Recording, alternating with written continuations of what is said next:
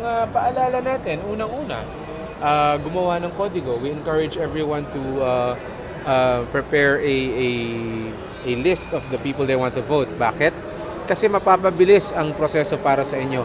Pag mabilis para sa inyo, mabilis para sa lahat. No? Pangalawa, make sure na tama ang gamit natin sa balota. Okay mag-vote, mag-abstain, okay mag-undervote, pero hindi okay mag-overvote. Magugulat kayo, hanggang ngayon may nagtatanong sa akin, pag bumoto ako ng 13, hindi ba pwedeng yung first 12 na lang ang bilangin? Hindi po, dahil hindi natin malalaman kung alin yung first 12 doon. No?